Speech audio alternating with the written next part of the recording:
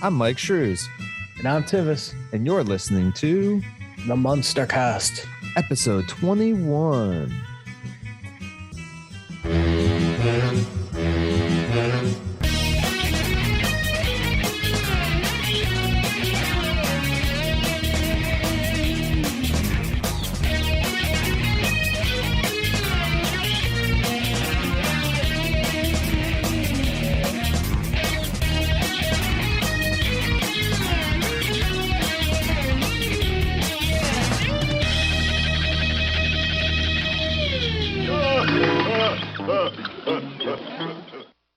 All right, welcome back, everybody, to the Munster Cast, the podcast where we watch and discuss everything related to the Munsters. Today, I have with me, as always, Tivis. Tivis, how you doing, man? Yeah, I've been better, but I've been worse. So, yeah, you see where I got that burst of energy for some reason. Also with us today, guys, we would like to finally welcome our first guest, and we've been talking about him for the last couple weeks. Our guest, Austin Mosher. How you doing today, Austin? I'm doing good. Thanks for having me on. Yeah, man. I figured we get another person on here who actually likes the Munsters, and we can hear a little bit about your story and everything. And audience, you really should check out the video this week to check out Mosher's amazing beard. Yes. Yeah, I've been growing it out a bit just to feel it out. When it gets hot, it might get trimmed back again, but we'll see. Nice. All right, guys. So real quick, let's do some of the dirty work. If you have not yet done so, you can find us on all social media. I don't like how you put that. Yeah, well, that's how it's going. Your wife doesn't like how I put it either. Mean. You definitely need to watch the video this week. You can find this on YouTube at TheMunsterCast and watch the videos. You can also find us on Instagram, Facebook, and Twitter, all at TheMunsterCast. And if you want to send us some awesome questions, as Chelsea did a couple weeks ago, you can email us at themunstercast@outlook.com. And you can do questions, tell us a little bit about your story of the Munsters or anything Munster related. All right, so let's dive into this. First, we're going to do some more introduction with Austin here, because really all we have to do is talk about the pilot episode today, and we thought we'd bring him on and hear his story first and foremost. So, Austin, how do you relate with the Munsters, I guess? Well, as a kid, I was really into old TV shows in general. I loved like the classic shows that they used to run on TV Land all the time. I was obsessed with the 60s Batman show and Gilligan's Island and Addams Family, Munsters, I Dream of Jeannie, Bewitched, all that kind of stuff. And we can blame the 60s Batman show for the Munsters getting canceled, by the way. It's been brought up. I'm wearing the hat for the 60s Batman show, so I can't hate on it. I think it was Butch who once said that he thinks that the Batman coming out is why the Munsters ended up being canceled, because like all the ratings just went there. So yeah, it makes sense. It was a huge cultural phenomenon.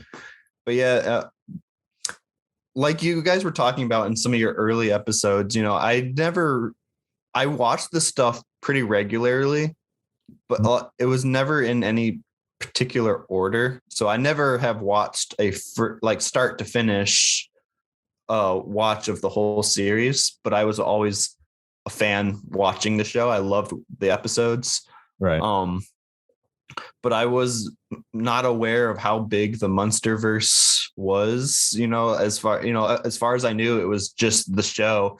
But then, there's the movies, the TV movies, the sequel series. And like, I remember in like the early 2000s, I don't remember where it was. There was that pilot where they tried to make it like a dark and gritty kind of thing. Yeah. It had like Eddie Izzard in it. Yeah, 1313 Mockingbird. Yeah, and I remember watching that, and that was like the only other thing apart from the original show I had ever watched.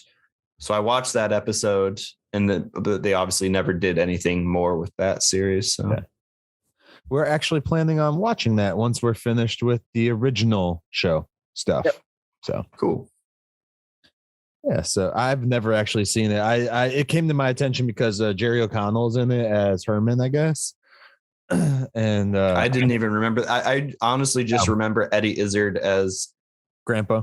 As Grandpa. Yeah, that's the only thing I remember about the entire episode. I remember watching it, but yeah, I like Eddie Izzard. So yeah, it's one nice thing I like about doing this show is like I'm finding more Munster content out there. Like there's whole fan Reddits out there for just like fan stories, fan based episodes and stuff, which is really cool. And then the comics, of course, that we found out about, which I never knew there was a Munster comic until we started doing this show. So that's kind of cool to find out. And then I'm trying to think of so what else is it? We have the Rob Zombie film coming up. I wanted to ask you about this because I don't know how you feel about Rob Zombie as a director or something, but have you heard a lot of the news for the movie coming out lately? I've been following it a bit because it's interesting because, like I said, I am a fan of the Munsters and I don't like Rob Zombie. Please don't listen to this, Rob Zombie, if you're coming on. I mean, I should say I don't like him as a filmmaker. I like his music and I don't mind him like as a person. I just don't feel like his movies are generally that good. Gotcha. I am glad when I heard that it was only going to be a rated PG movie. So he wasn't going to go full Rob Zombie. I made a joke on one of you guys' posts that at least we know there's not going to be a rape scene or Herman calling Lily the C word. Tim is already shaking his head, guys. But I'm okay with the way it looks so far. Like everything that they've shown. I was like, yeah, that looks pretty good.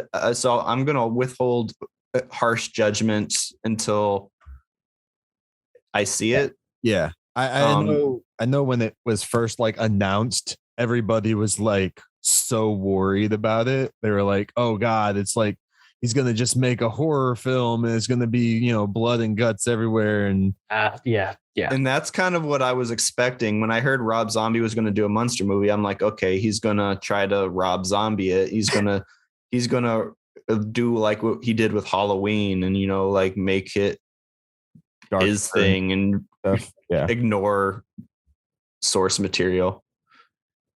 But so far, I mean, I know he is a super fan of the show, which is not surprising given his aesthetic in life. But also, I mean, it's just generally likable. Yeah. Anyone who doesn't like this show, I would be worried about their, character. So I don't know. It looks interesting, and I'm interested to see how it goes. I'm not 100% sold that I'm going to enjoy it, but I'm still gonna go watch it because I like the Munsters, and I'm interested to seeing if this kind of revives interest in the show. I know, there's a lot of stuff swirling around, more so than it has been recently about it, which is nice.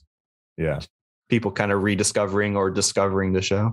Yeah, and I know this like it might end up being kind of like a light revival for like more content coming forward, because like I know we just had like the animated Addams Family movies, 1 and 2, and now we're getting like the live action Wednesday TV show and stuff. So yeah, the Tim Burton's doing. Yeah. Oh, I'm gonna segue us into Tivis being pissed off at the Addams Family again. I just found out that Thori Birch will not return for Hocus Pocus 2 because of that Wednesday show. So I'm kind of irritated that it continues to ruin good things. But Christina Ricci's going to be in it, right? I have no idea. I think she's playing Wednesday, right? Or I have no idea. I thought they were doing like an older version of it. Well, I don't think it's like a direct sequel. I think it's going to be a new Wednesday. I don't remember. Interpretation, yeah. Gotcha. I don't remember who it was that they're playing Wednesday, but I don't think it's Christina Ricci. Okay. But this is the Munster Cast, Yeah. and we hate them. So we don't hate that. Well, yeah, I do sometimes. But yeah, I was just making the example of, like they got their like light revival because they haven't really had anything since the 90s. The Munsters haven't had anything really since the failed TV pilot, 13 in like 2011, I think. Yeah, so it would be nice to give them something good to go off of. And I really think, like, when I heard Rob Zombie was going to do it, I heard all the speculation and crap like that. People didn't want to, didn't want that.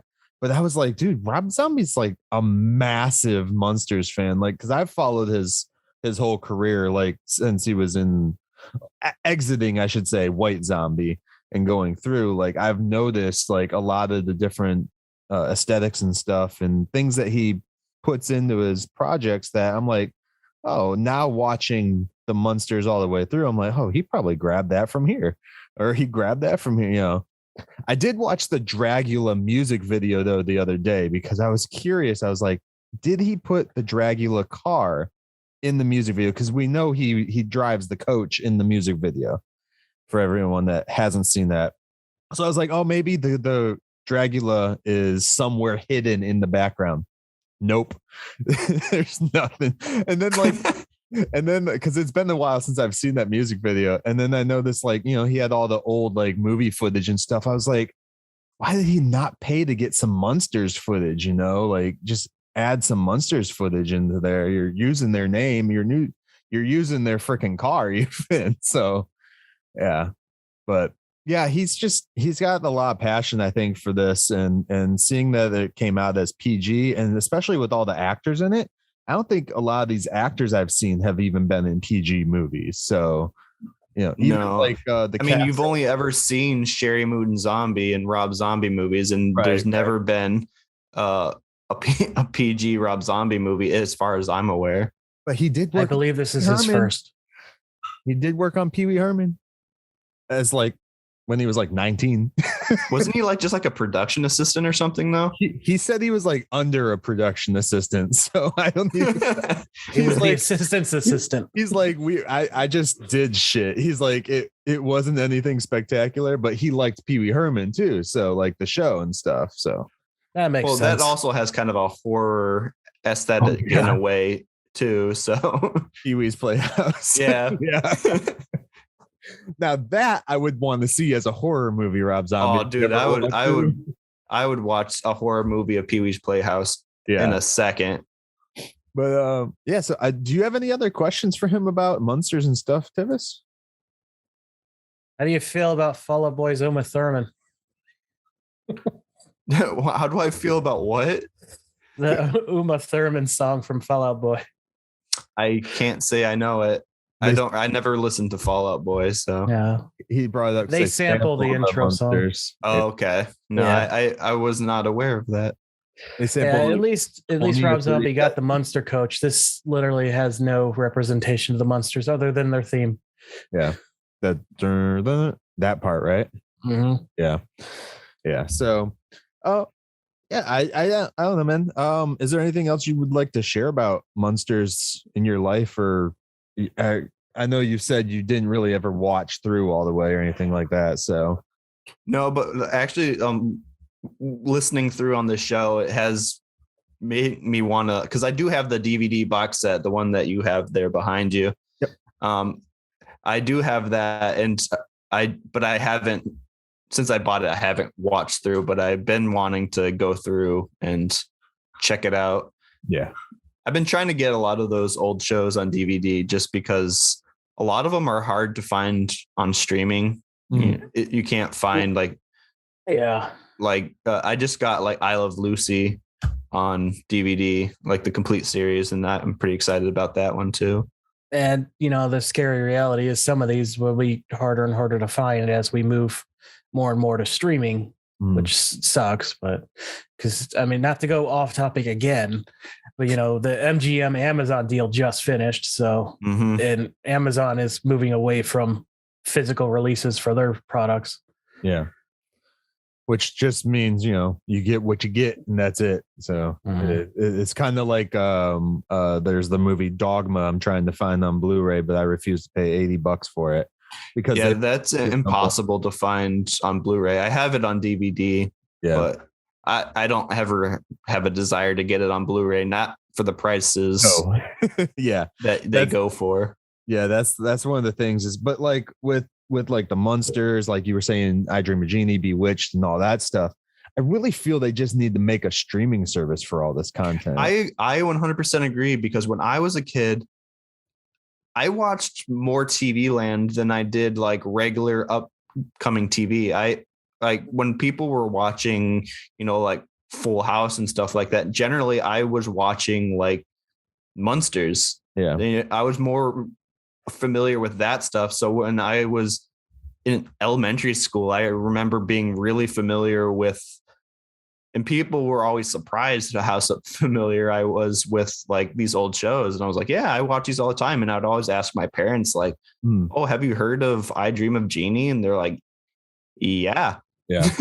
We watched this when we were kids. And you would think with like the season of was it WandaVision, how it like took from all these old shows, you think it would spark more interest in these old shows. So the thing is I don't think people were really aware of what they were doing, of what they were like, because as somebody like us, we all grew up watching these stuff. So when we saw WandaVision, it's like, yeah, I can see I Love Lucy or Dick Van Dyke or whatever, I can see where they're pulling from. But if you're just like if you weren't exposed to that, you're just like, oh, they're just parroting an old TV style, but they don't really see like the homage to the actual things that they were doing. That I guess that makes sense. And for the listeners who aren't Marvel fans or have not watched it, the first 3 episodes of that show, well, actually every episode of that show kind of does a different popular show throughout the decades. And sadly, we loved it, Mike, but the vast majority hated those first 3 episodes. The black and white ones. Yes, the old classic feeling. Just sad, but I understand for the majority. But there's a lot of love out there, I think, for it. And I was just hoping that them doing that was going to spark something for the studios to be like, oh, hey, maybe we should pull these and bring them back, because like you can wish like the Munsters, I can go and buy the whole season right now for $20 at Walmart, or on Amazon, the one that we have. And it's like, and you can better stores. Or you can buy like I Dream of Jeannie, the whole series for like $30 or something like that. And it's ridiculous like how cheap those are. But then like these new shows that are like still on streaming services, cost like $60 a season or some crap like that. And like, just put these on the streaming service for me, man. I mean, I love buying them and having them because I have so many of them now, but it's just like, put them on the services for the people that can't get out to buy them or can't find them. Munsters is available on Peacock now, I believe, at least in the States. Yeah. The original series though, but not the movies or anything like that. The bonus stuff. I would assume that those will be slowly added now that they're off of Tubi. Yeah. Since they made that announcement that they will be pulling all of their properties into their service away from everyone else. Gotcha. All right. Well, how about we stop because I'm sure our listeners aren't used to us talking like this. How about we dive into the pilot episode and talk a little bit about the differences between the pilot and the what we have now, what we've all grown up to. Right. Do you want to start us off with what information? Okay. Titled My Fair Monster, which was broken up into episode 2 and used bits and pieces, also known as the Unaired Pilot. Season 1, episode 0, you could call it. It didn't air. It was written by Norm Liebman and Ed Haas and directed by Norman Abbott. Okay. Excuse you got me. anything for it or just?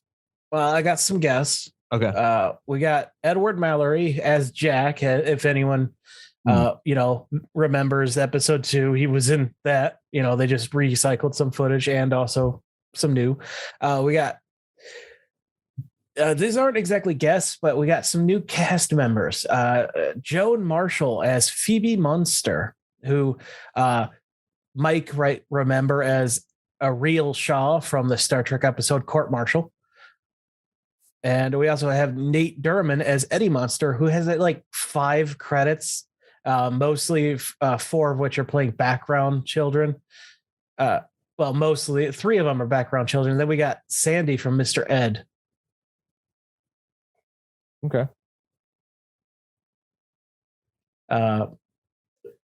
He also played. So I have somewhat of a synopsis for this episode. Okay. Well, you were shaking your head like I said something wrong. I was like, what? Oh. Okay, you threw me. No, I was just trying to think of like, what am I going to say? So I literally just took a screen grab of what my DVD said for the synopsis of this episode, because I was like, I don't know what am I supposed to, it's not really a full, thing. Yeah, this was for anyone who didn't watch it, which if you don't have the DVDs, understandable. I'm sure it's available online somewhere as well. If you want to go, you can find it on YouTube. It's on YouTube. Okay, yeah, it's on Emotion. It's on everything right now. Yeah, it's like 15 minutes. So yeah, if you want to stop this, go watch it and then come back, feel free. Yeah. So the synopsis given on the DVD is: this is the 15-minute pilot used to pitch the series to CBS. It was never aired, although some footage was used for My Fair Munster. It features different actors in the roles of Lily and Eddie. That's literally their synopsis for it. It's like, just. But I think that's honestly a fair, because it's not really an episode. Yeah. I mean, it feels kind of like half an episode, because by the time it ends, it does feel like a proof of concept. Like, this is how it would feel like doing a sitcom in this style. It's a trip. Yeah. Oh boy. Shall we dive into this?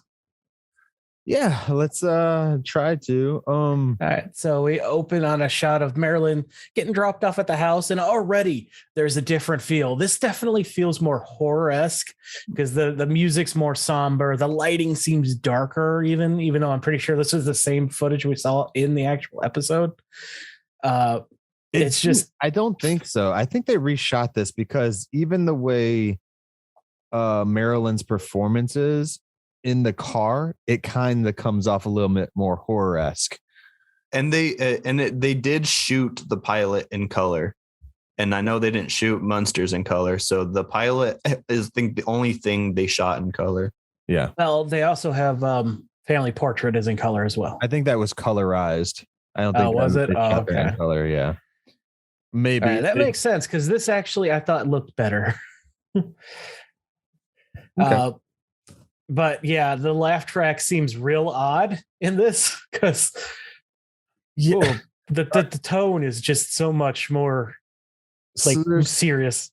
So we have the whole intro part with Marilyn, the boyfriend. They go up to the house like we opened the first episode with, I want to say.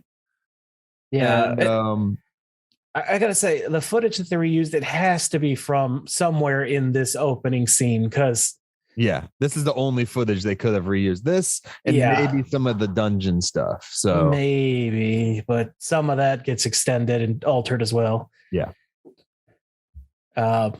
Yeah. So Marilyn's boyfriend is like scared and whispering to her. She's, I must have left my keys in my other purse. She's like, "Why are you whispering?" He's like, "I don't want to wake your folks up." They're always awake this late. And then we just hear heavy footsteps coming to the door. Yeah. I can't remember if this was in the episode or not, but this is a great, like, the amount of time you hear the steps before the door opens. And oh boy, new Herman. Oh yeah, Herman opens the door. And what were your guys' first thoughts about this Herman look? Go ahead and go first, Mosher. Yeah. For one thing, in color, I don't like it. The bluish tint to everything was not great. I thought, I don't know, he wasn't as padded, so he looked like anorexic in comparison to like the kind of Frankenstein's monster look that they went with after it. So it was I don't know. And just the performance of it, he played it a lot more serious, like because Herman was always kind of the goofy, fun-loving guy who happens to be Frankenstein's monster, but like this one, he felt more like a monster. Yeah. Oh, I thought he looked younger. I was like, how much earlier was this pilot shot? Because they probably shot it a year in advance or something like that. Well, it looked like he was like years younger. It had to be from the lack of padding and stuff. Because he looked like, oh man, I'm like, oh my God, is he a teenager? And there was like the weird prosthetic on his head too that was like kind of like, I don't know, it protruded more. Yeah, it did. He had more of the caveman brow than normal, for sure. Right. And you really see the difference too because after this scene that you just mentioned, Tivis, they go into the credits. Yes. Oh my God. Goodness. But while we're on Herman, though, the Herman credit part of this, you can tell they really, I'm sure Fred really loved not having all that padding on because he could actually move. Yeah. I've heard stories of how that was torture for him sometimes. But like in the credit scene, like he does the whole like dipping Phoebe, right? Yeah, Phoebe. They don't really say her name, so no. And I even wrote Lily a couple times in my notes, so I have to mentally change that. So he like does the whole dipping Phoebe to give her the kiss and stuff, and I'm like, no way our Herman could have done that safely without hurting himself. Not only that, but as he's walking away the first time after kissing her on the forehead, he looks just more depressed. Yeah, that will come up again later. I wrote that down in my notes. I was like, this Herman looks more depressed and more sad. And I'm like, for Fred, that has to suck because I know later when he's actually wearing all the pads, he's more miserable than anything.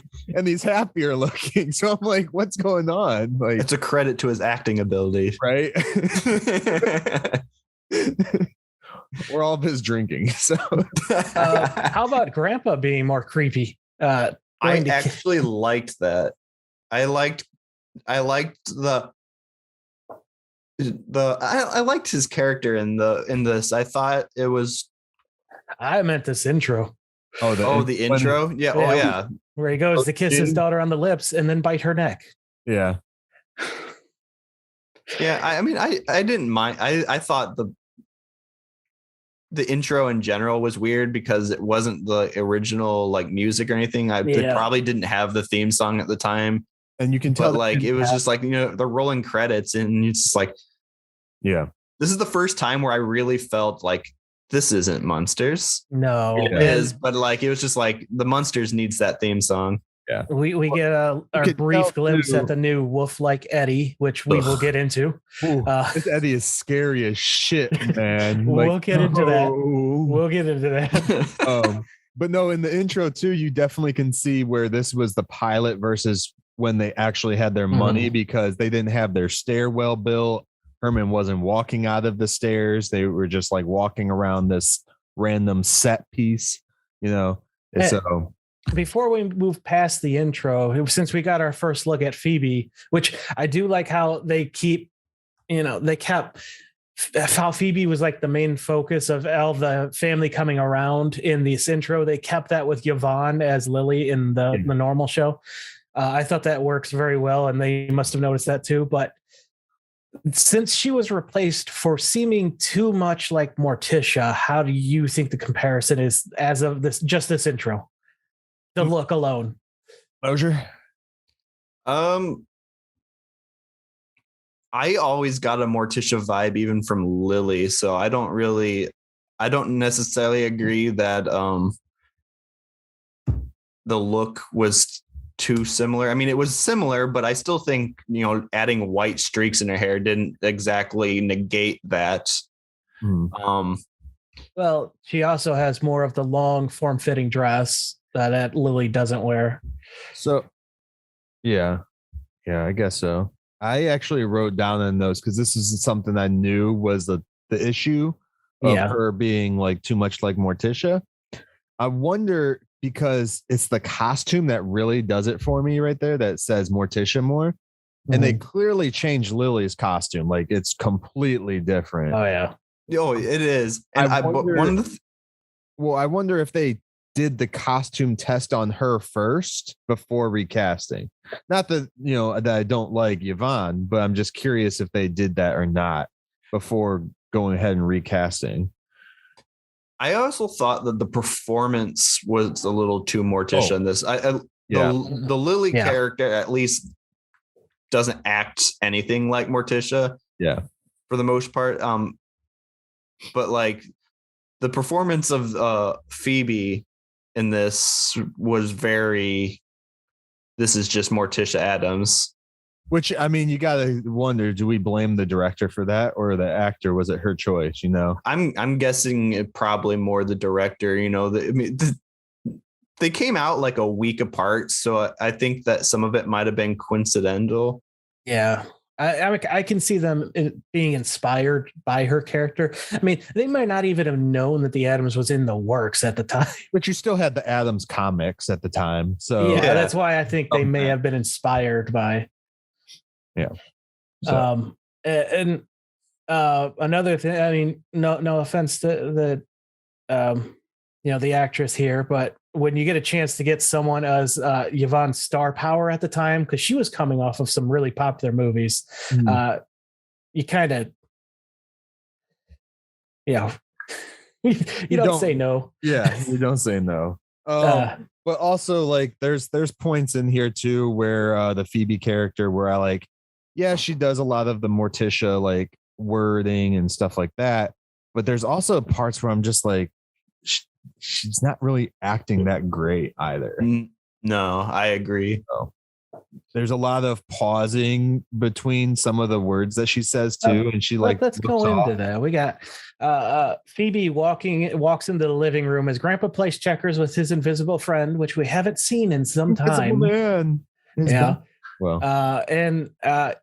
He is eating something that's moving around in the bowl that's alive. And I thought that was a pretty cool effect. It's just something circling in the bottom underneath whatever this is. Yeah. But it's a neat effect for its time, especially for, just a pilot here. And, Marilyn and Herman walk in with, I got Lily here, Phoebe coming over. And she's like, well, why are you guys back so soon? And this is where you really get a look at Herman. It's just weird. It's real weird, but he looks like he looks very sad. He just looks really sad. But we have it. To the effects that you were talking about. I think that's a good thing, is they were trying to show off as many effects as they could for the pilot to show them what we could potentially do if we get, picked up and we have more money and stuff like that.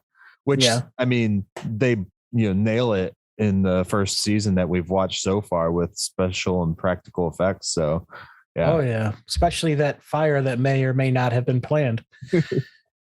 Oh, God, I really want to know about that.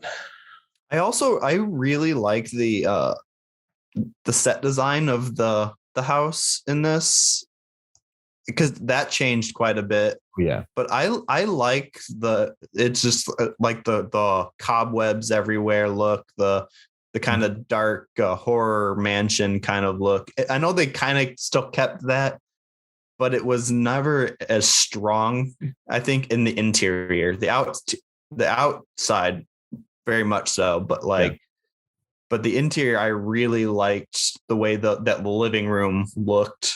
Well, this one too is we also like it's almost like a completely different set than what we use in the. It's similar, but not exact. Similar, like you can tell they might have moved some walls to do stuff, but because you see some different angles in here. I'm like, dude, I actually like that angle. Like when Grandpa ends up opening the door to the dungeon, I'm like, that's a better angle than what we always get. Like it's a very cinematic look as opposed to a sitcom look. I think, you know, there's a lot of interesting angles and I felt like lighting and stuff like that. There was a lot more room that they could maneuver around in. Yeah. It had open, what is it? Open space concept or whatever it is ahead of its time. Well, that's what I also liked about this too, is like the camera movements. You actually see the camera moving rather than them cutting to. There's a lot of. There's more camera movement. There's more, like you said, like a film. You know, it's more cinematic almost for this because of the way that it's shot and edited. And we'll even find out when we go down into Grandpa's dungeon that they do something that you just never did on a sitcom too, which we'll get to. But the living room alone, just some of the angles that they shoot at, I really liked. And so we have this one scene too where they're in the living room and they go to sit down after Marilyn just got dumped. Oh yeah, I actually like this. You could see the spark of Herman's chivalrous side. He grabs a paper, goes to sit down, and looks at his wife, and is like, he offers it to her instead. Yeah, I don't think that was more chivalrous. I think that was more, I don't want to get put in the doghouse. At least the look that he had on his face, you know. Because in later episodes, we see that Herman would have just automatically been like, here's the seat, instead of, I'm going to sit down. No, wait, you take it. He's like, he would have just pulled the chair out for her and got ready. And here's where we get our first taste of this version of Eddie. And thank God he was changed. God. Yeah, this version of Eddie, like he wasn't on screen for very long. For one thing, it's only like a 15-minute pilot. Yeah. And he was only really on screen, I think, for maybe a minute to 2 minutes max. Yeah, if that. And holy hell, did I hate it. Yes. Yeah. Yes. Phoebe, like, Eddie, why don't you come down here and try on this new jacket, which is a straight jacket, naturally, because why not? This is another scene, though, too, where we see Eddie. They set it up already. Eddie's just on a shelf for random reasons. Like we see very much early on, and when he's in the shelves and the cabinets and all that stuff. Cat's attacking my blinds. Good. He has we go up to the Eddie being on the shelf, and he has a noose for some reason. Yeah, he's just playing with a noose, and he is a little asshole. This kid seems like he is possessed. He just talks like he's possessed, honestly. And there's several scenes too, where like when he's up on that shelf, because he keeps repeating the same thing. I don't want to, or I think that's what he said. And you could see him look over at like the director or something to like see when he's supposed to do his cues as he's doing this whole thing. It was really awkward. And I'm like, did they just not have another line for him? Like I don't want to. And he gets a couple more lines once they finally get him down. How do they get him down? Herman lifts him off. Well, before that, Grandpa uses magic to set his noose on. I don't know if he set it on fire or it just sparked. Sparked it. They probably didn't want to burn the kid, so they just had some sparklers going on. But man, it was such a grating performance, and I can't blame it necessarily on the kid because I'm guessing the director wanted that. Yeah. But like they went way too heavy into the werewolf. Yeah. Mm-hmm. Like I like he ended up being, he was always, a kid, but he was also a werewolf, but he was never like, And I'm just like, when he was doing that, I'm just like, oh my God, I would slap this kid. And I'm so glad they got rid of the whole, he comes down, he's like, you never speak to Marilyn like this. The whole, that aspect is gone in the main show. Thank God. Yeah. Like the whole jealousy thing and like, yes. But I also think like, what's cool with what we got with Butch and everything for Eddie is, they don't like show that he is a werewolf. like we're not even sure still by the end of season 1. Is he a werewolf? Is he a vampire? Like, what is he? He sleeps in a casket. Yeah, we have no confirmation in the show. It's only external that we know. Yeah. So it's just still like left up in the air right now. It's like, what is he? But the way Butch plays him is just a normal boy, you know. He's freaking, you know, Dennis the Menace. Well, not Dennis the Menace, but one of the better kids from Dennis the Menace. So. And I think that's like kind of even like the charm of the Munsters is that they're the universal monsters, but they're just normal, like suburban family. Mm-hmm. But it's everyone else who treats them weird, but they're just like, this is I think that charm gets lost in the pilot because they play really heavy into the monster side of their characters as opposed to like they're humans who happen to be monsters. And I think that shift was really made the show. And I have some thoughts on the stuff that happens right after this, because I got a lot of rat-like mannerisms from Eddie in this, like some Peter Pettigrew stuff from Harry Potter stuff. He said that he's gonna get so angry he was gonna turn himself back into like a frog or something. Yeah, like, he apparently has magic in this version. He learned from Grandpa probably, because we get the Marilyn's afflicted joke, from Phoebe right here is like, Eddie takes a swipe at her before she sends him to bed, and Grandpa's like, I admire his spunk. I wish Marilyn had some of that. So clearly Grandpa's an enabler, which fits his personality. That doesn't change. This seems like right here, like kind of what they portray in this scene of Grandpa and Eddie and stuff like that. I think that is what people were afraid of Rob Zombie would do.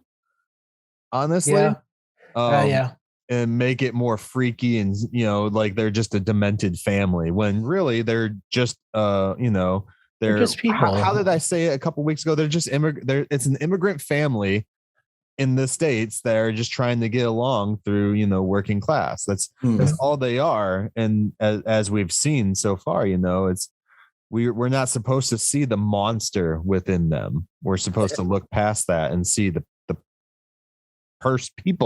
people within Herman, as they would say.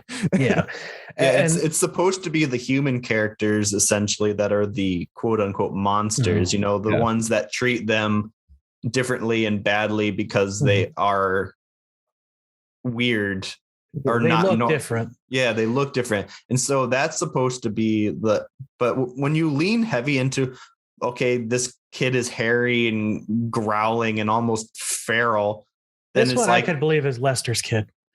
Right. Let's go down that road. Let's not do that again. Tivis doesn't like that idea. And then this is where the chemistry really doesn't click for me. With Herman begins complaining about Marilyn's looks, and I'm like, why? That's not her fault. Why are you getting upset about this? And Grandpa's like, she just needs to get married. We need some fresh blood around here. Which Grandpa still killer. Yay. Grandpa, I feel like, is the only character that didn't change all that much. Nope. Yeah. He's a serial killer. We didn't get enough of Marilyn to really get a sense of her, but her as well. Yeah. That's true. But I mean, her purpose is just to be the Marilyn Monroe-esque, like pretty blonde girl. Yeah. So, I mean, there's not really a whole lot to change for that character, but like, she's like the black sheep of their family because she's right, which is the funny thing because she's the quote unquote normal looking one, and which we've questioned already. It's like, so I read somewhere that supposedly she said in the first episode, I think it was, because I don't remember her saying it, but someone said that she's been with them since she was a baby. So I don't recall that, but neither do I. But someone said that.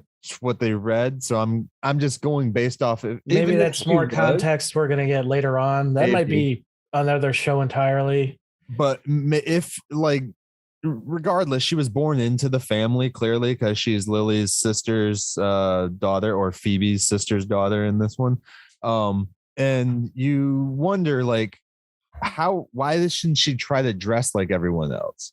It's kind of, you can look different, but because we saw stuff, like in the later episodes we did that she has the same affinity to the odd stuff as the rest of the family, but yet her room is the girly pink one, and it's kind of like what was it like the Addams Family Values when they had their baby, and he was just like normal and had like a bushy hair and stuff like that. He was born with all the like free hair and crap and all the colors and stuff like that, and eventually it faded out of him, of course, but it's kind of what it reminds me of with Marilyn. So where she's just born with this thing, and it's, hey, we're gonna make sure you look like you're one of the extras from Edward Scissorhands and not living up in the demon area. Or but not demon area, but I agree. Al Lewis's portrayal clearly clicked with them because he largely unchanged. And he gets the most screen time too in this, I feel. 100%, because the whole end of this pilot is him in the dungeon making the potion. Yeah. So after they're done bitching about Marilyn, there's a whole this goes into a whole bickering argument between them that I just did not work for me at all. Like, what is it? Herman says it's her own fault and that Lily should correct her walk, talk, and look, and then take her to her friend the beautician. And Phoebe's like, it's a beautician, not a miracle worker. And then they complain about how he's the one who scares up Rent, which that line makes it into the show, but it's delivered so much more like angrily in this. And Phoebe's like, well, you try staying home and cleaning 9 rooms in a dungeon all day, and it's just, it does not work. I do like that, like you brought it up, but there are a number of lines and like bits that they do recycle in like some of the early episodes of the show. Mm-hmm. And you can see how they almost work in the pilot. Yeah. But they really fine-tuned them, and they're like, I really like this joke, and then they put them in, and it works so much better in the context of the actual show as opposed to this. There was a point where I was watching this, and it's pretty much all the way up until Grandpa starts making his potion, but all the way through that before, I was like, if it wasn't for the laugh track, I wouldn't know where I'm supposed to find this humorous, I feel like the laugh track goes off at random points too, especially when we go into the dungeon. But like the way it's played, like take the laugh track out, and you could add some different music to this, and this could be a complete like drama. It absolutely could. It's crazy. There's only one, I think, legitimate laugh that I got in this, and that was at the beginning when she said that my parents are always up this late. I thought that was actually funny. Yeah. And like, other than that, I don't think that the comedy really like worked. I don't think it was funny. No. Some of the lines were made funny later, but I don't think the show that they portrayed in the pilot was funny. Yeah, it was. I'm surprised how they went from this to how like we have the lighthearted, funny PSA moments and stuff like that, and what we have now. Herman, even his face, he just looked much more miserable and depressed, and like the facial expressions that Fred was giving off. Yeah. But they probably were just like, hey, play it like Frankenstein's monster and just go with that. And he's like, oh, that monster always looks sad. So I will say that as Grandpa goes to go into his dungeon to help Marilyn, finally, he opens up, the trap door, which you guys mentioned the other angle, smoke billows out. And they use this line in the actual show, but I actually thought Fred gave a better performance of it here. I thought he was going to get a fan. Yeah. Or he's just annoyed because that is Herman and Grandpa's relationship. They are just annoyed with each other a lot, even though they're buddy. They just get on each other's nerves because they're just around each other. It happened, you know. Mm.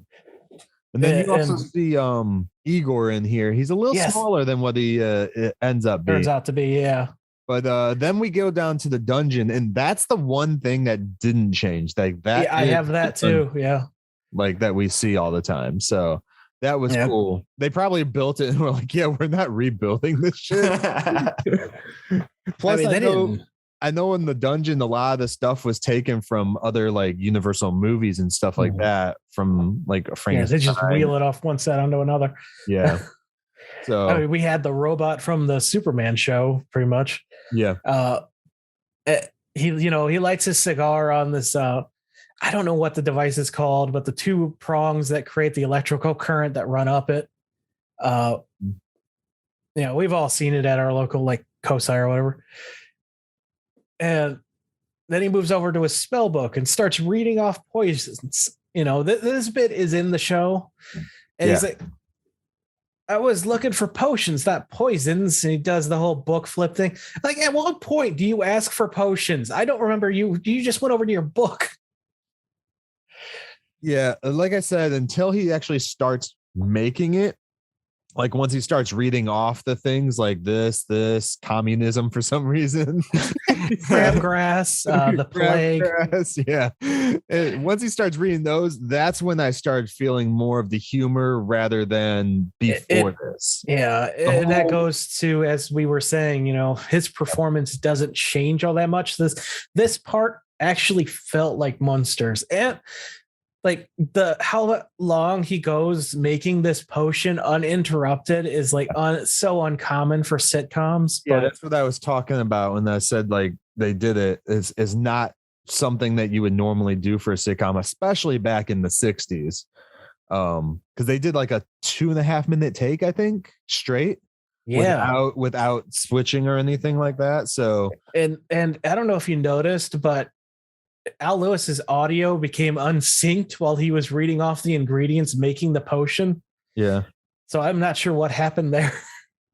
It's a pilot. No one cares. Yeah. I mean, like nobody saw it. This is unaired until they put it like on DVDs and stuff. Yeah. So 2002, I think, was the first time it became public. Yeah.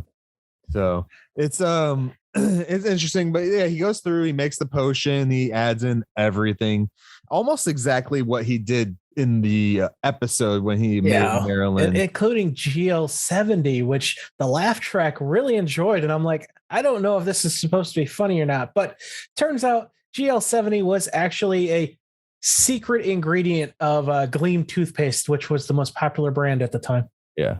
Which is why when he puts it in, it looks like it's coming from a toothpaste thing. Yeah.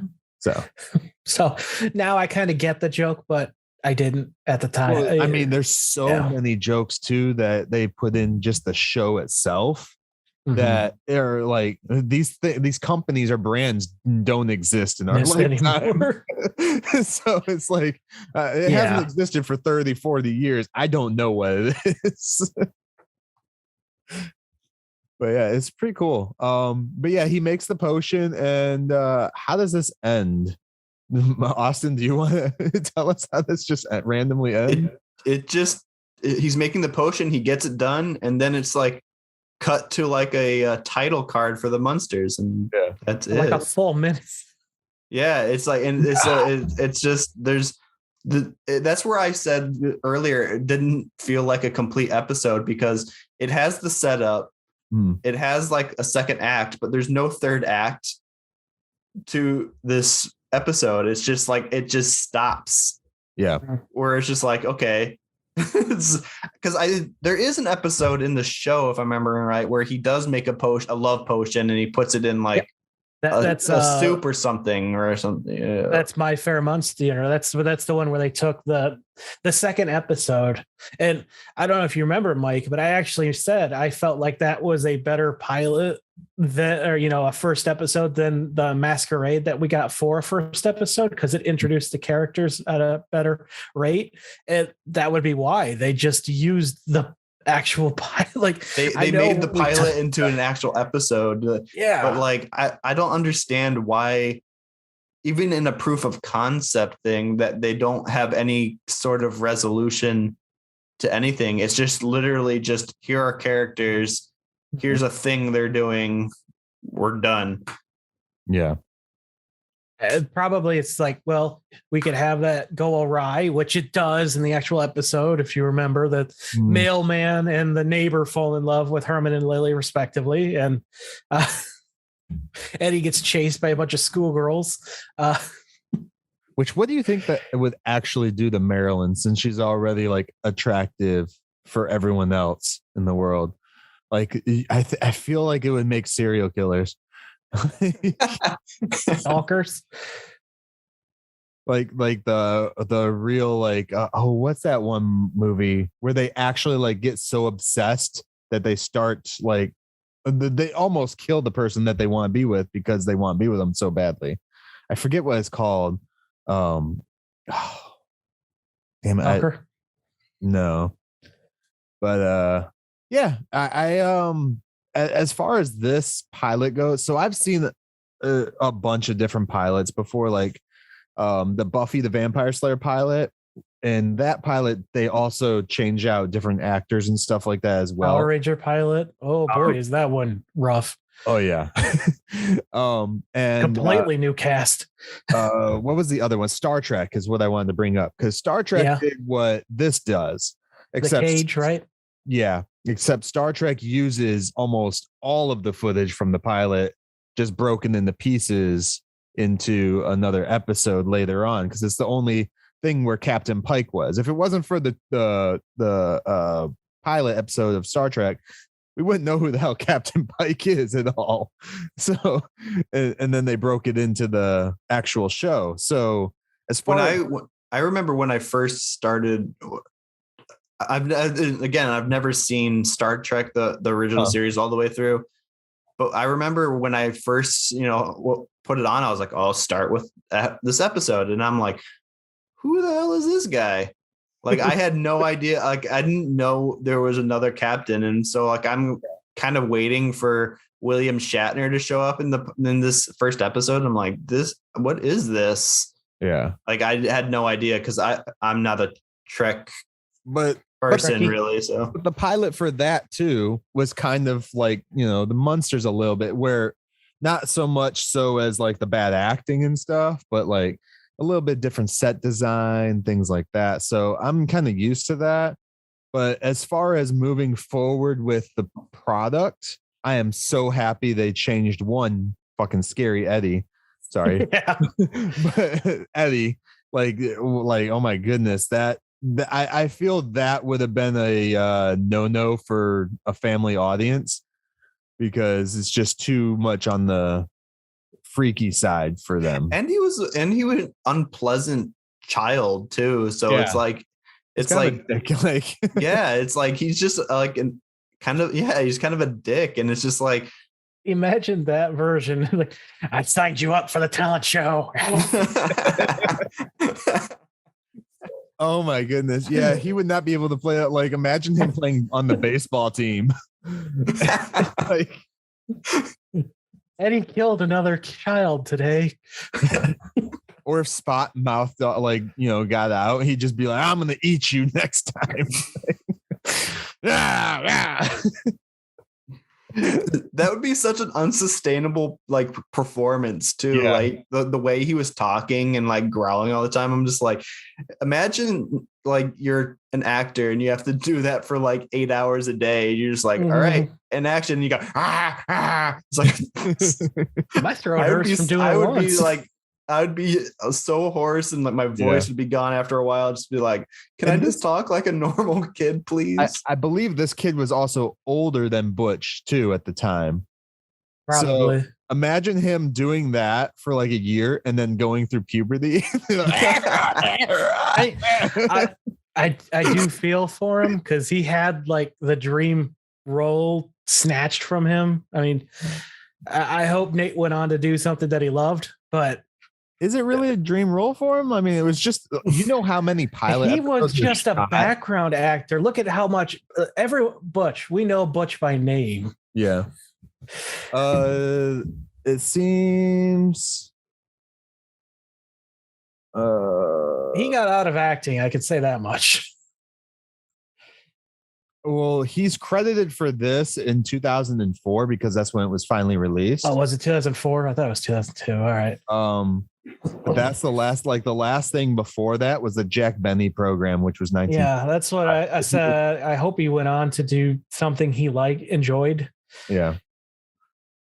I don't necessarily think that, because this pilot generally didn't exist for 50 years. So I'm guessing like he wasn't too heartbroken about it because it's like nobody knew about it at all. And then until 2004.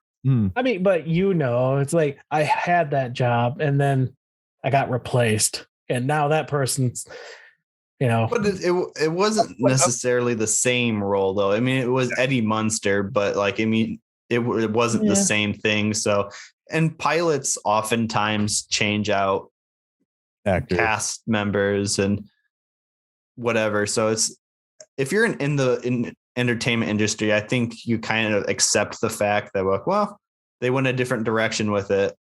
And I don't think, and generally there's hard feelings unless it's like something controversial. Yeah. And they shoot like, especially nowadays anyways, they shoot like hundreds of freaking pilots. Like there's literally pilot season. Like it's a thing. So it's like, if we get it, we get it. We're doing like, one actor be doing like 5 different pilots. And, if one gets picked up, they're lucky. So there was one grandpa line that got me to chuckle. It was when he's going through his spell book, he's like, oh boy, if this ever got in the wrong hands. I'm like, I think it did long ago. Yeah, I can see that. But yeah, so final thoughts on the pilot, guys, in correspondence with like what we have as the family and stuff. I think it was fine for what it is. I mean, if you're going into it not knowing that about these things, I feel like you might get confused and be like, oh, this isn't very good. Right. But I think if you're aware of like, oh, this is an unaired pilot, this is just like kind of a proof of concept for the network, is fine. I'm glad they made the changes they did. I like that they went to the black and white. I like the actor changes. I like the general tonal shift. Yeah. But, it works as a proof of concept, I think. It's a family sitcom with monsters. Mm-hmm. So I think it works. It's not a great pilot, but it's fine for what it is. Yeah. Okay. Tivis? Yeah. I didn't enjoy it. Like, it just, if anything, it just underlines the chemistry that the actual cast all have together and how, like, just really well, like if they just play off of each other compared to, this version. I liked how just the family centric feel of the main show. It just feels lost on this. And what they changed and what they learned from this was the exact right notes they should have. It wasn't far off though. You can see the elements of the show there, and they just had to like dial it in a little bit more, but that's the bare bones. Yeah. I really like the personality shifts, the music change, the tone itself, making it more lighthearted. Just their actors like actually looking like they're not miserable too. Yeah. Instead, they actually become miserable and hide it well.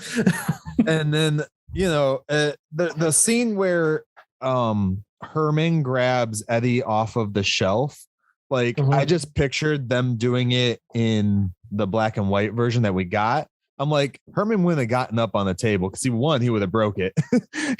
They would just had him lift his arm up and pull him down from the ground, which would have been a funnier gag, with where he, wasn't as tall as he eventually becomes in this pilot. He's not as tall as he becomes, but I'm also really glad they went black and white. Whatever producer or whatever decided, hey, we're doing it in black and white, made the good decision, because otherwise their faces and stuff, like, they start to blend in with a lot of their background too. I don't know if you noticed that a lot. Yeah, the bluish tint was not great for, if you were going to go color, I feel like you should, gone more white with the vampire looks for like Grandpa and Phoebe. Yeah. You should have gone more green with the Frankenstein's monster. Yeah. But like with everything having that kind of like deathly bluish tint to it, it all did kind of get muddy. Yeah. Which I think actually works though, the colors, because I think they still use the same colors when they did black and white to get the specific shades of monochrome and stuff to pop out. Well, I know you two are the film, people, but I kind of just assumed that was a cheap way to save money.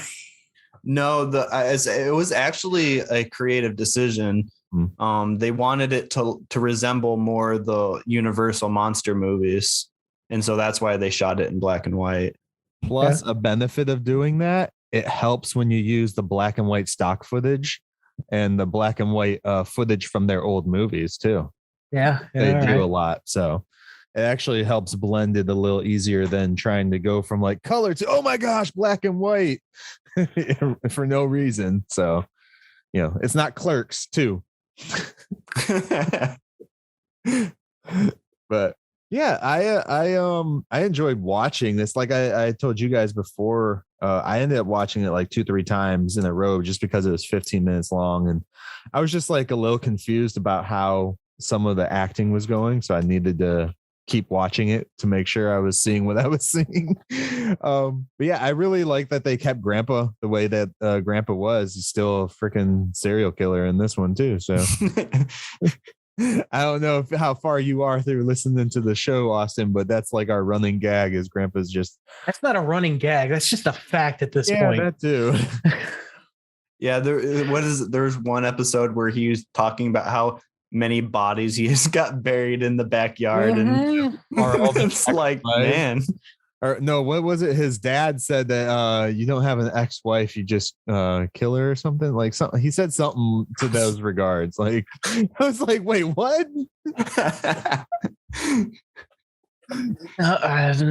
There's a couple of comments that blend together to really that one about how Lily says that their family doesn't believe in divorce when we know how many wives he has. It's that's what it was. Yeah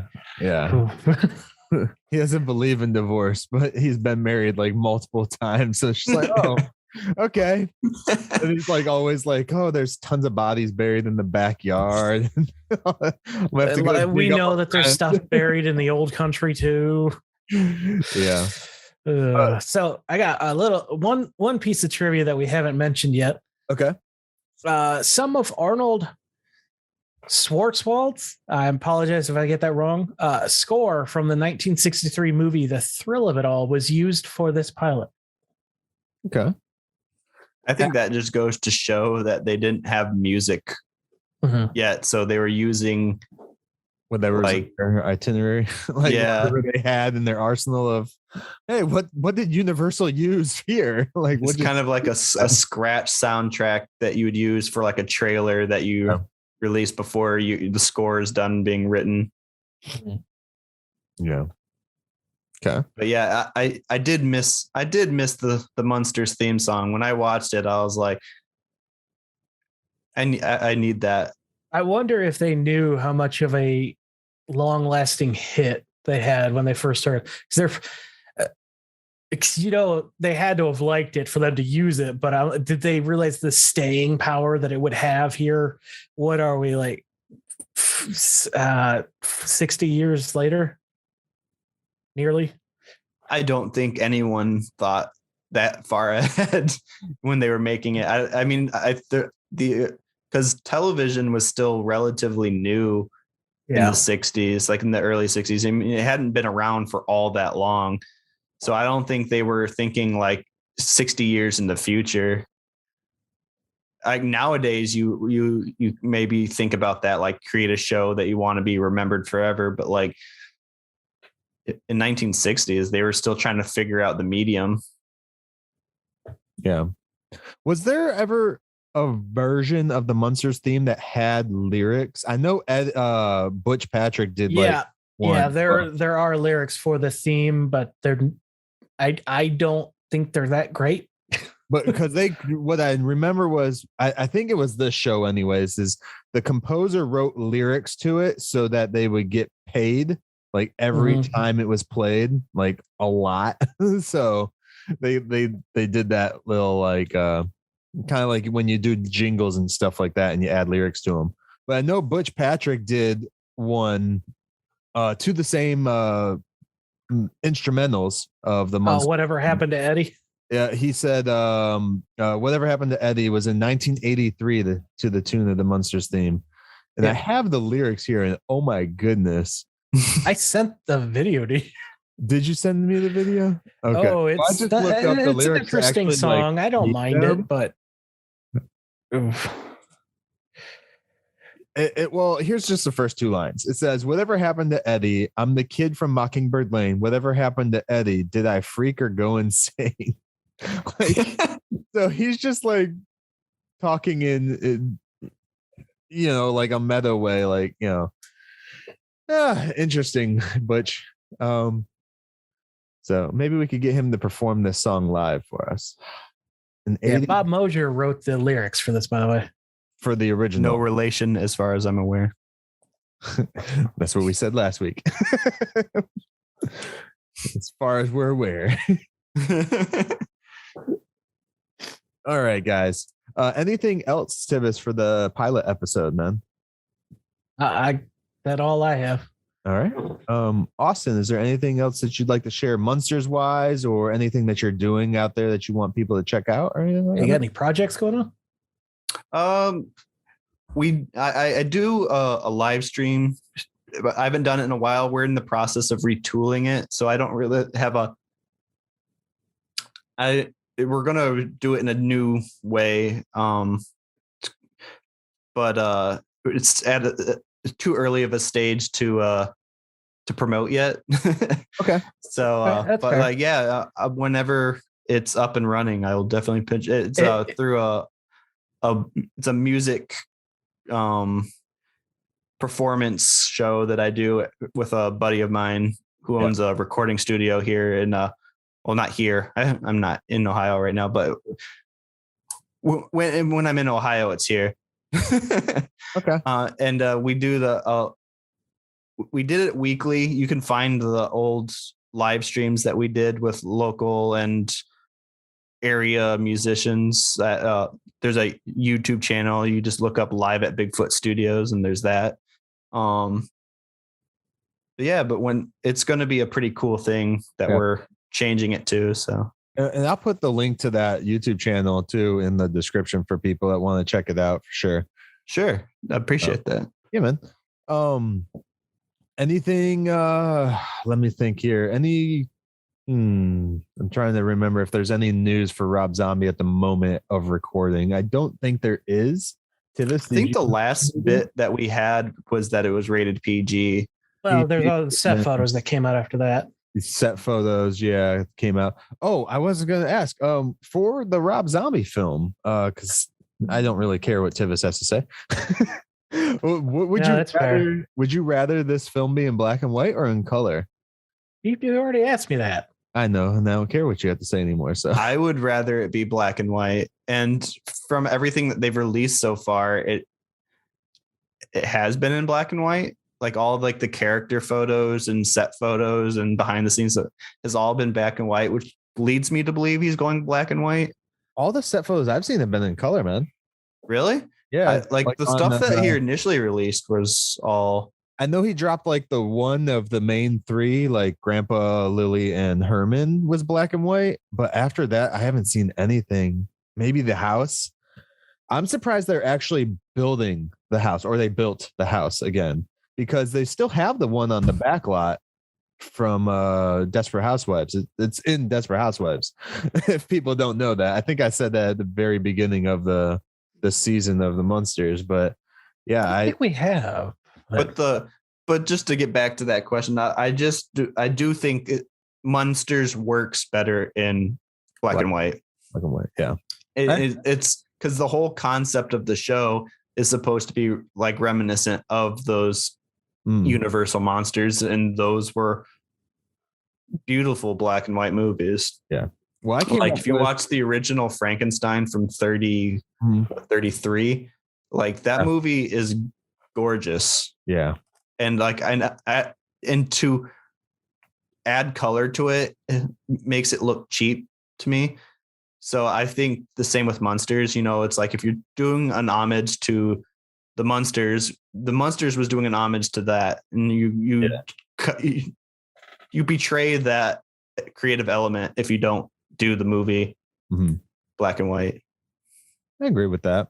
Dude, the 30s when they did really beautiful black and white films back then, like you knew those guys knew how to light for sure, because you needed even more light back then than you do now. Everyone with a phone can go out and shoot something, but like you get a good DP and a good lighting crew and stuff, and you're set like for life for the film shooting. Yeah, that's what I hate colorization with a passion. If you colorize black and white movies, it's an abomination. I don't care what anyone says. Like, it is a crime against film.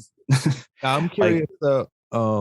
Sorry, go on, man. No, that was pretty much. I could go on for a while on that rant, so we're not gonna. I am very curious though if he releases the film in color, if they do a black and white version, because I believe this is going to streaming. Yeah, I haven't heard what its release is. I don't know if it's going to theaters because it's such a niche thing. But that is kind of the new thing that like they did that with Nightmare Alley, one of the Guillermo del Toro movie that's up for Best Picture this year. It was released in color, but he released to streaming a black and white version of it. Yeah. I think that's on Hulu. But I think they did it with like Mad Max Fury Road, and Parasite did it. And why would you want to watch Mad Max in black and white? Fury Road, that thing looks beautiful, man. I don't know. I never watched the black and chrome version. Yeah. I know Snyder Cut did a black and white version of it, but I just I'm not watching a 6-hour black and white. I watched the Lighthouse before that. Question about the house, though. They apparently did extensive exterior changes for Desperate Housewives to not distract people with the Munster house. Did they? Gotcha. Okay. All right. Well, Tivis, do you got anything else for us, man, before we get going? Colorization is an art, and I will hear nothing less. It's anti-art. You're spray painting the Mona Lisa and saying, see, I'm good. No. But if it's a different Mona Lisa and you could still look at the Mona Lisa, I don't see a difference. If it's the original artist doing it, then you're completely negating the creative decisions of anyone associated with the piece just because you don't like watching things in black and white. That's a you problem, not an art problem. I think you're negating the artistic representation of taking something that exists and changing it to fit someone else's appeal. That has been a thing for a long time. You're welcome, audience. Colorization is an absolute abomination. And I bought It's a Wonderful Life on Blu-ray a few years ago, and it came with the colorized version. I broke the disc in half and threw it away. Legitimately. Well, that's just a waste of a disc, man. No, it was. Now you're ruining someone's art that put in the time and energy to make that disc. That disc had writing on it. There was no, colorization. You ruin beautiful black and white. That's my thing. Is black and white is shot to be black and white. You add color to it, you completely negate the complete like filming process of that thing. Unless there was the intent to add the color to the film, like they did in like the George Méliès days, like in the early days where they painted hand. Yeah.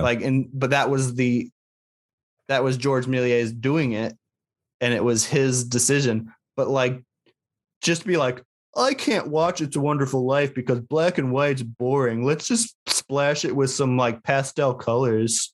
That would be fun. That is a huge exaggeration of the colorized market. And Okay. We're done on colorization.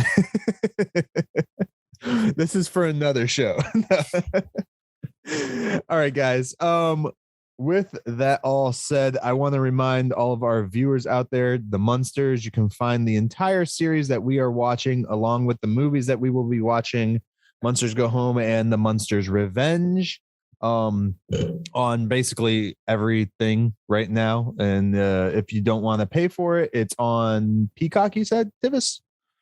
The show is on Peacock, yes. I don't know about the movies yet. Right. But I can only imagine they will be there soon. And if you want to check out the pilot episode that we did review today or talked about, I guess, you can find that on... It is a trip. You can find it on the DVD set or YouTube or Daily Motion. Just Google the Munsters Unaired Pilot and you'll get a bunch of hits for it. We will find all that stuff. You can also definitely email us if you have any questions or anything like that at TheMunsterCast@outlook.com. And I would like to thank you, Austin, for showing up today with us. Yes, absolutely. Thank you guys again for having me. Yeah, man. I know you're on vacation right now, so I was like, shit. So thank you for still popping on with us. It's always nice to have a second person who has film knowledge, since I'm lacking. I try not to bring a lot of it up, man. I don't want to make you feel like you have to keep up. It's okay. It happens in a lot of other areas. So. All right, guys. Well, yeah, thank you again, Austin, for showing up. And check out Austin's YouTube page that I'll put in the link in the description, guys. And you can also follow me on Instagram. I have a photography page. I do film photography. Okay. You can amazing shots on there. You can find me at Instagram at Austin Mosher Photos. There we go. And we'll put that in the link as well, man. Yeah. Highly recommend. Yeah. So with that said, guys, thank you. And we will catch you next time as we take another stroll down 1313 Mockingbird Lane. The lesson I want you to learn is it doesn't matter what you look like. You can be tall or short, or fat or thin, or ugly, or handsome, like your father. Or you can be black or yellow or white. It doesn't matter. What does matter is the size of your heart and the strength of your character.